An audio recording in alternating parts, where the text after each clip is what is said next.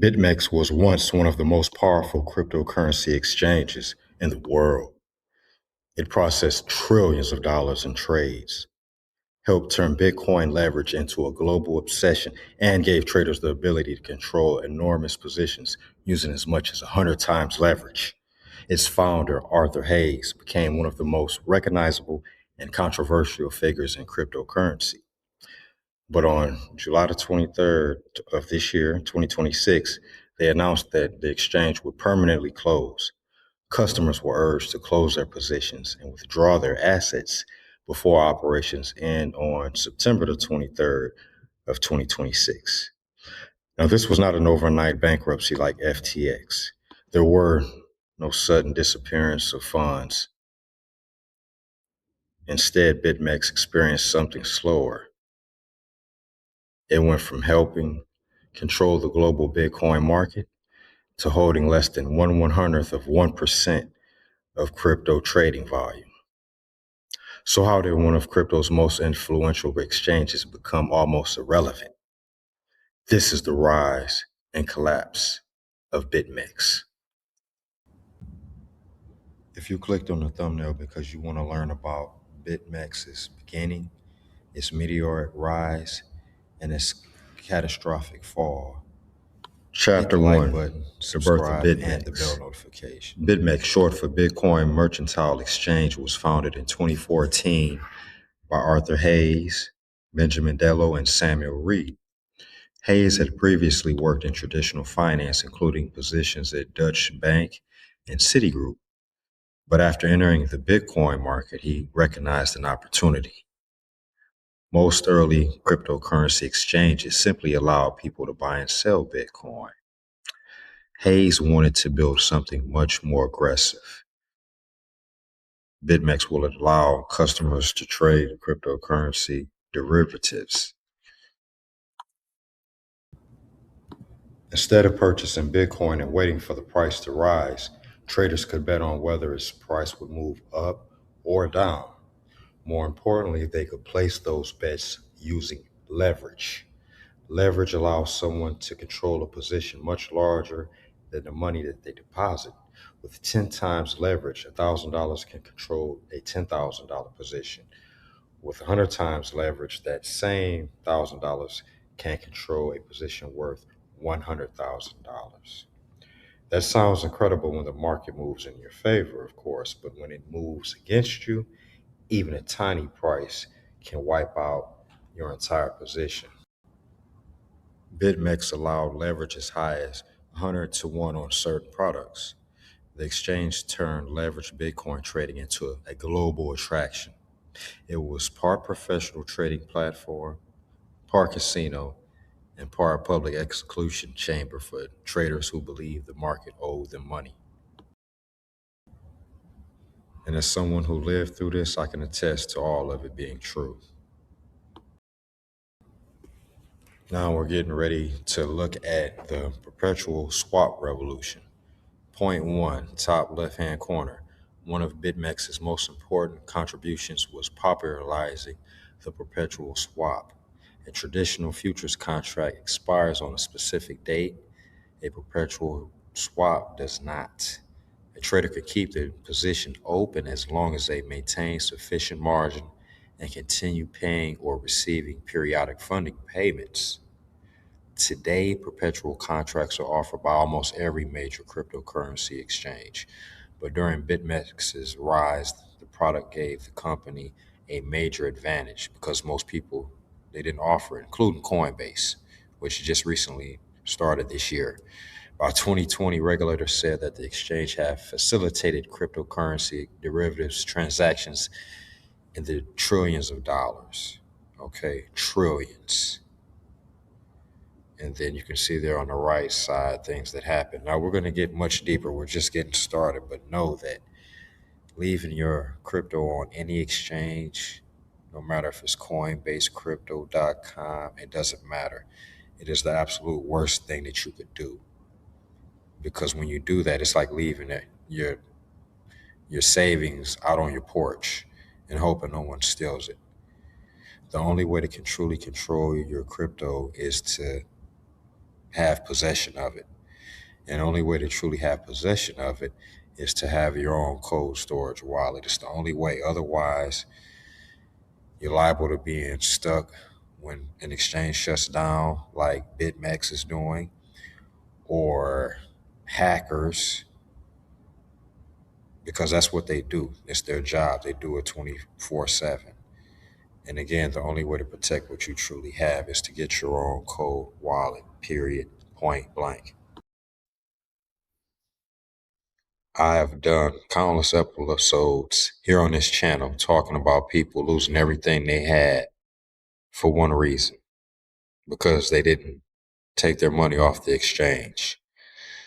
Now, Ledger and Trezor are the leaders worldwide in crypto security.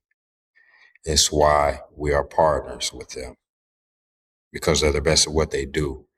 And protecting your crypto is all that they do now. We're looking at our store right here. As a matter of fact, everything that you need for crypto security is right here. And you can also support the channel as well. But much bigger than that, gain control and peace of mind for yourself. It is the only way. I've been talking about this for 5 years. As a matter of fact, also be sure to grab our brand new cold wallet guide for beginners, and not just really beginners, but for anyone that is either got a wallet or getting ready to get their own cold wallet. All right. This book in itself can save you from losing everything that you have. Be sure to pick yours up. It's a digital download. Get it today. Now let's get back into this. Now let's go to Black Thursday on March 12th, 2020. Global markets panicked. COVID-19, everything. Bitcoin went from 8,000 to right around 4,000 during the meltdown. BitMEX heavily leveraged traders were liquidated in huge numbers. Forced liquidations created more selling pressure, which pushed Bitcoin even lower. This created a liquidation cascade where falling prices triggered even more liquidations. It was just a shit show, and billions of dollars were lost. The exchange's insurance fund took a major hit during the event. BitMEX also suffered service disruptions during the chaos, which is why I tell you, and I just told you, do not leave your crypto on the exchange. Look here, many traders could not reliably access the platform while positions were being wiped out. Confidence in BitMEX was badly damaged after the crash. This was just 6 years ago, and now we're going to get into their dealings with the United States government, gentlemen. I hope you're paying attention because we're going even deeper, much deeper. All right. We can see right here October the 1st, which is a very special day for me, but for BitMEX, it was not. 2020, the U.S. Commodity Futures Trading Commission charged their founders, I should say, with illegally operating a cryptocurrency derivatives platform. They said BitMEX accepted orders and funds from U.S. customers without registering with the agency. Regulators also said the company failed to implement adequate know your customer anti-money laundering controls. On the same day that the U.S. Department of Justice unsealed criminal charges against Arthur Hayes, Benjamin Delo, Samuel Reed, and BitMEX executive Gregory Dwyer. And we're going to see how this comes full circle here in a couple of minutes. I'm going to show you because you're going to be amazed. Now, in addition to having the feds come down on them, as the saying goes, when it rains, it pours. Right around the same time, other things started happening, and that is competitors take over. Exchanges like Binance, Bybit, and OKX began attracting more crypto derivatives traders. Many competitors started offering the same types of leverage products. Traders now had more choices. I mean, everything just changed. And so they went from being the first one to one of many. Okay. As more and more traders moved to rival exchanges, BitMEX began losing volume and market share. Liquidity started migrating away from BitMEX toward competing platforms, and BitMEX helped create the market, but its competitors learned how to capture it. All right, we've seen this in every other industry before cryptocurrency, and we're going to see it in every one after. Let me show you this right here as well. Fair use. You're going to love Welcome it. back with stocks moving towards session lows. We've got some more news out of the White House this hour. Eamon Javers, what's the latest? Hey there, Kelly. CNBC has learned that President Trump has issued pardons to the three co-founders of the Bitcoin Mercantile Exchange, or known as BitMEX. They had pled guilty to a range of charges related to money laundering and failure to police the exchange. The three men issued pardons are Arthur Hayes, Benjamin Dello, and Samuel Reed. Now, Reed had pled guilty to violating the Bank Secrecy Act back in 2022 and agreed to pay a $10 million fine.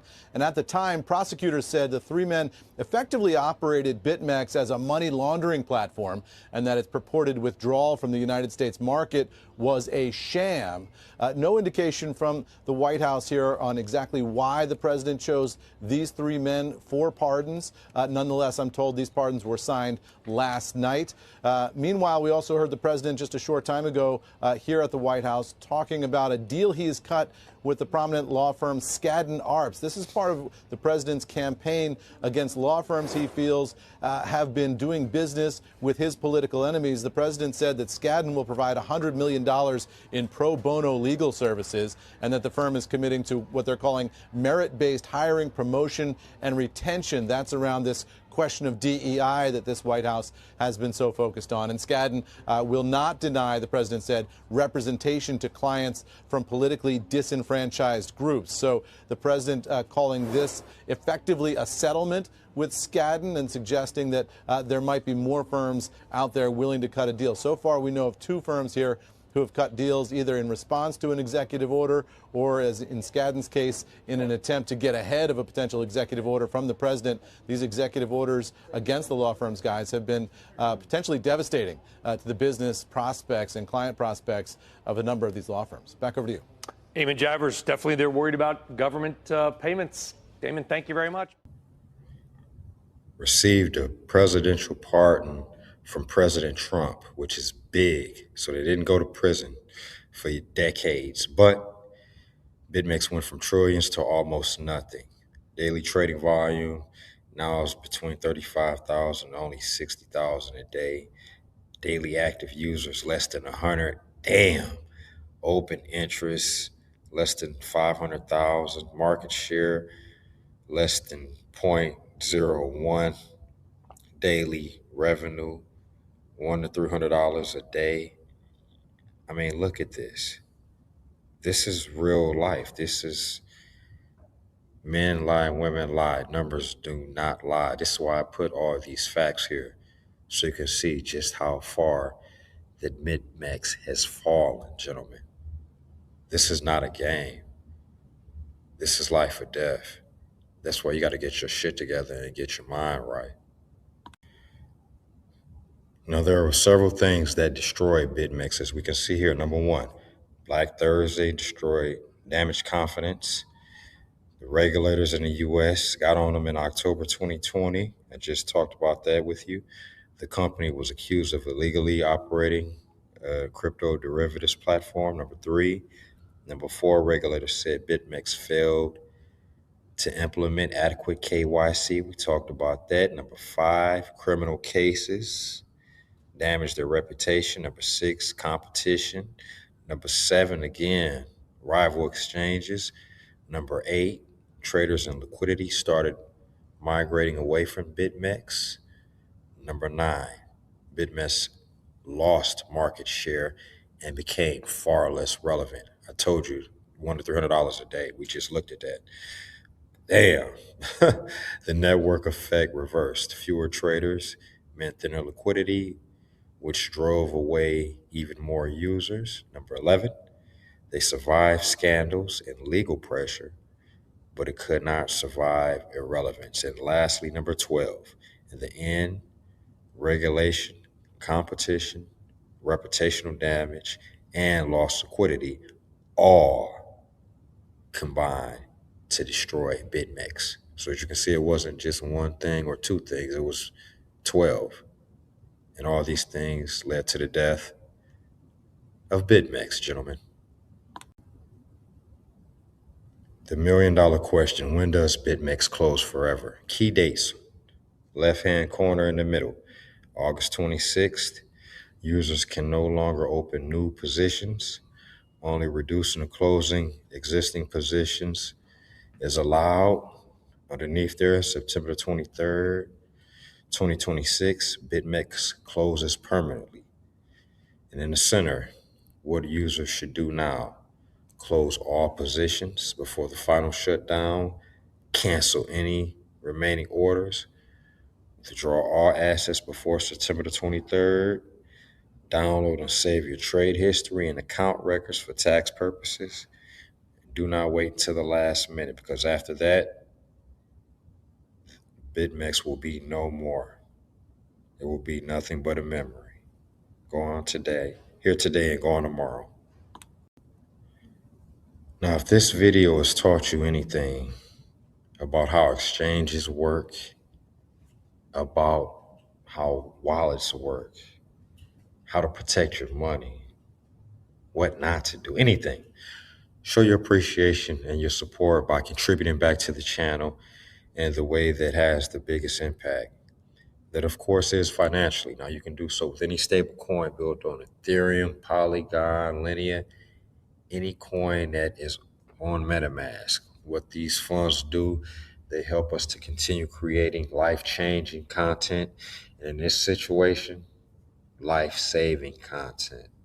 It's what we've been doing for the last 5 years. And it's what we're going to continue to keep doing with your support. Rome wasn't built in a day, maybe 4 or 5 years. And that's where we're at. Learn as much as you can, get into the library, educate yourself, and become more valuable. More valuable to yourself, for yourself. Until next time, get in there and make it happen.